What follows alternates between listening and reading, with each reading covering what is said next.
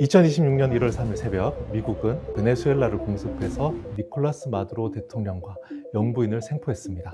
트럼프 행정부는 마두로 대통령이 마약 밀매 등을 주도해서 이번 군사작전이 필요했다고 밝혔습니다만 사실 그 이면에는 미국의 더 큰 전략적 계산이 깔려 있죠. 이번 베네수엘라 공습의 배경을 이해하려면 먼저 돈로 독트린을 이해해야 합니다. 과거 미국의 5대 대통령 제임스 먼로는 미국이 유럽 문제에 간섭하지 않는 대신에 유럽도 아메리카 대륙을 더 이상 식민지로 삼지 않을 것을 선언했습니다. 이러한 외교 원칙이 바로 먼로 독트린인데요.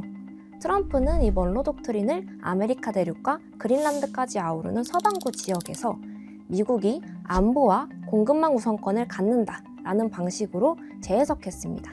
그리고 먼로 독트린에 자신의 이름 앞글자를 합쳐서 돈로 독트린이라는 새로운 용어를 만든 것이죠. 미국의 먼로 독트린 제소화는 이례적인 일은 아닙니다.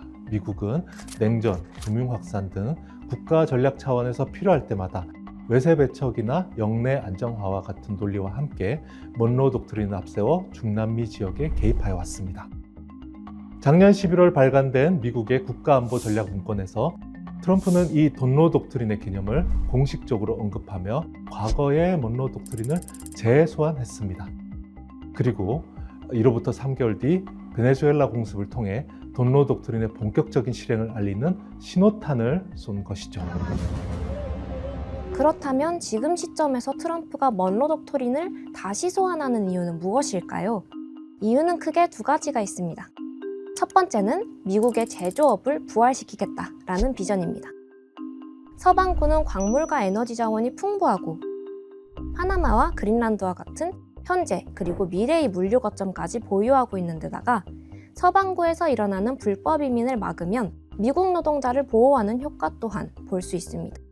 그렇기 때문에 미국 입장에서 서반구는 매우 가치 있고 쓸모 있는 뒷마당 역할을 할 수 있는 것이죠. 두 번째 이유는 바로 달라진 중국의 위상인데요. 2025년 내내 트럼프는 관세를 앞세워 중국을 압박했지만 이는 오히려 히토류를 무기화한 중국의 위력이 부각되는 계기로 작용했습니다. 이제 미국은 강력해진 중국을 현실적으로 인정하고 그 대신 서반구만큼은 누구도 개입하지 못하는 배타적인 패권을 확실히 다져나가겠다는 전략을 택하고 있는 모습인데요. 최근까지 국제 질서가 미국 중심의 일극체제였다면 이젠 중국의 부상으로 양극 혹은 다극화로 전환되어가는 과정이라 할 수 있습니다. 돈로 독트린은 이 전환 과정에서 미국이 취한 방어적이고 선별적인 패권 전략으로 이해할 수 있습니다. 실제 세계 질서가 다극화 체제로 전환되게 되면 기업들에게는 기회와 위기가 동시에 나타나게 됩니다. 먼저 방산과 인프라 산업에서 수요와 투자가 확대되는 것은 기업에게 분명한 기회인데요. 올해 초 뉴욕타임즈와의 인터뷰에서 트럼프 대통령은 대만 문제는 시진핑 주석이 결정할 일이다 라고 말했습니다. 미국의 안보 우산이 더 이상은 무조건적인 공공재가 아니라 미국의 이익에 따라서 제공되는 거래의 산물이 되어가고 있다는 것이죠. 이러한 미국의 태도 변화로 최근 다른 국가들은 미국에 대한 의존도를 줄이고 자력 방어 역량을 강화하려는 움직임을 보이고 있는데요. 캐나다는 자체 잠수함 사업을 추진하고 있고 최근 EU는 상설군 창설에 대한 논의를 다시 시작하고 있습니다.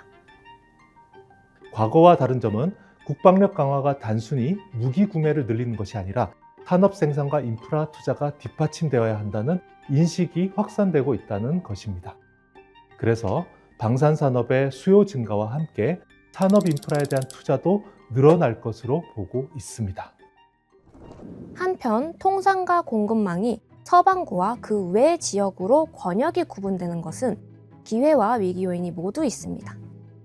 서반구, 특히 중남미 지역에서 미국은 중국의 영향력을 배제하려고 할 것이고 이때 생기는 중국의 공백은 한국 기업에게는 기회가 될 수 있습니다. 그렇지만 동시에 리스크 또한 존재합니다. 최근 유럽 장상들이 줄지어서 중국으로 달려가고 있는데요. 이건 미국이 유럽에게 지금까지 행사해온 중국 견제에 동참하라 라는 압박이 약해지고 있기 때문입니다. 그동안 서방 시장에서 중국 기업들은 견제를 받아왔었지만 이제는 중국 기업에 더욱 유리한 환경이 조성될 가능성이 높다는 뜻이고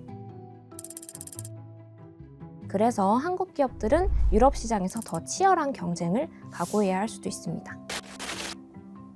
광물과 자원 확보 경쟁은 향후 더욱 치열해질 것으로 예상되는데요. 이는 제조업 비중이 높은 우리 기업들에겐 원자재 수급 불안 요인으로 작용할 수 있습니다. 하지만 중요성이 높은 희토류의 경우 중국 외에 공급망을 발굴하거나 혹은 희토류를 적게 쓰는 대체 기술에 많은 투자가 진행될 것이고, 이렇게 광물 산업의 구조가 재편된다면 우리 기업들에게도 새로운 기회로 이어질 수 있습니다.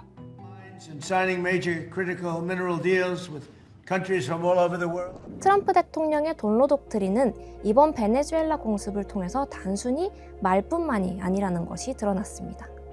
앞으로 기존 글로벌 거버넌스에서 미국이 퇴장하고 유럽 또는 아시아 지역 내에 새로운 다자통상 체제가 등장하는 등 세계 통상 질서의 근본적인 변화가 일어날 가능성도 점쳐집니다.